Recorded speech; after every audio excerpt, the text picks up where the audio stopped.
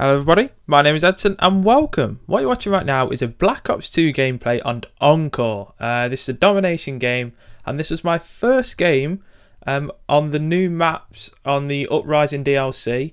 I downloaded it a couple of days late, or a day late I think, and basically it's because I broke my hand and my wrist. I have not really played it much. I hopped on, tried to get a few games the night before on just the regular maps because I knew like all the hardcore players would be playing the new DLC. Thought that would be easier. Turned out it wasn't so easy. So I downloaded the DLC anyway, hopped on and tried to get a gameplay. And this is my first game on the DLC, my first map. And I managed to get a gameplay thankfully, despite my broken wrist. And I think we end up winning, and I end up leading the lobby. So yeah.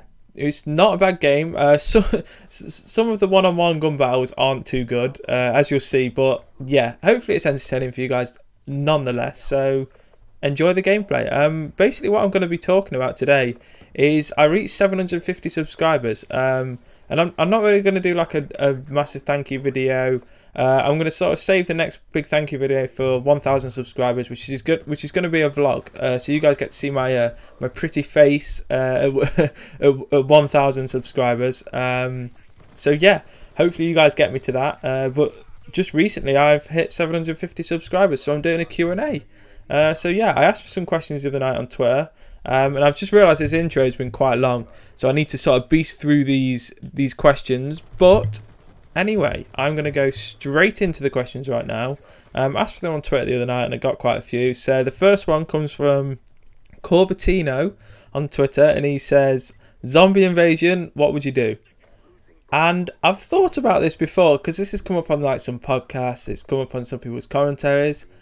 Honestly, what I would do, I would probably sort of hold out. Like my initial sort of thing to say would be go find FPS Russia, because yeah, I think he would be good in a zombie invasion or a zombie apocalypse. But I think like realistically what I would do, because I'm from the UK and he's from America, what I would do is probably, I don't know, like try and get in touch with some friends, see, like try and sort of rendezvous with them and then make a plan from there. But I would definitely not go straight out into the open. I would like try and hold off, barricade my house for the first few days, try and get sort of a group together and see what's what. So yeah, that's what I'd do. Josh Morgan 95, he asks on Twitter, he says, craziest thing you have ever done? And I was thinking about this and I don't really have an answer for this. Like the craziest thing I've ever done, it's not like, I'm going to sort of spin this as like the sort of most stupid thing I've ever done. Because I can't really think of a craziest thing I've ever done. I'm quite sensible when it comes down to stuff like that. But like one of the most stupid things I've ever done is I ran into a door frame when I was younger and I split my head open. Now I've got like a sort of crack down the well, it's not like a crack. It's like a little scar on the centre of my forehead. It's not like Harry Potter or anything. It's just like a mini scar, and it's gone over time because I did it when I was like 5 or something like that, 5 or 6. But yeah, like that was a stupid thing I did. So yeah, William Inkpin, I think that's your name. He says most embarrassing moment, and this one I really can't think of a most embarrassing moment. I would probably. And this is going to sort of go into a later question, which you'll see later on. Most embarrassing moment was probably when I tripped over my own shadow. Now, I'll explain how I did this, but I tripped over my own shadow and I split my elbow open. And then, well, I only had like a cut along my elbow. And then I think it was my mum and dad were with me at the time, my brother. We were walking like to a pub, and then my mum was like, oh, let's have a look at it, and I bent my elbow to show her, and then the cut split even more and my bone like came out. That was a pretty stupid thing because I shouldn't have tripped up anyway. But yeah, basically I was a kid. I was about, I don't know, 7 or 8. I'm quite accident prone, as you guys might be able to tell. Currently got a broken wrist, ran into door frames, like tripped over my own shadow. But when I was a kid, about 7 or 8, We were walking to the pub, I think to have like a meal or something, and I was looking back at my shadow, and then I tripped over, and yeah, the rest sort of is self-explanatory as to what I just said. So yeah, that was a pretty sort of embarrassing, stupid moment. Do you enjoy being, this is from Brad2000 by the way, do you enjoy being a fairly, well in brackets it says fairly small YouTuber, or would you prefer to be a bigger one? And I'm sort of shortening this question, he put in brackets like 1 million subs, so he's asking like, sort of, would I prefer to have 1 million subscribers? And I'm pretty sure everyone that does YouTube would say, well yeah, of course I do. If tomorrow someone was like, I don't know, you've got 1 million subs, if you say yes, I'd say yes. But I'm not sort of, I enjoy being a fairly small YouTuber. Like there's advantages to being a smaller YouTuber, and that's the sort of thing of, you can interact with your fans, you can talk to them like on a more one-to-one basis, you can reply to every comment, and that's sort of something that over time slowly sort of grinds to a halt, slash like you can't answer to everyone. So I do enjoy this stage. Obviously I would enjoy to have more subscribers, and I ultimately sort of strive to get more subscribers, but at the minute I'm happy with where I'm at. So yeah, next question is Corbatino, and he says worst injury. And this is what I was talking about earlier, like I've talked quite a bit about injuries. Yeah, the worst injury is probably that one where I split my elbow open. I've run into a door frame, and then a few weeks after running into the door frame, I sort of fell over into like this tree, and then split the sort of stitches open again. I've broke my arm. This is my 3rd time I've broke my, well, this time I broke my wrist and my hand, and I've broke my wrist twice before on the same hand, which is my left hand. I've broken a few toes, broken a few fingers. This is all sort of rugby injuries, like the broken hands and stuff. They're all rugby injuries, and I've quite badly done my knee, which still hurts to today. Like when I'm playing rugby, I have to wear a knee brace.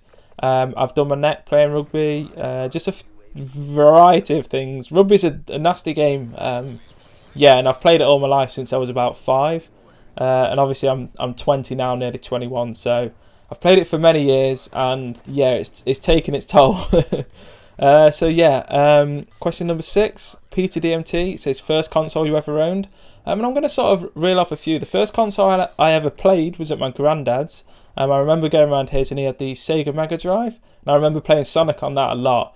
The first console we as a family ever owned was I believe it was the Sega Mega Drive as well.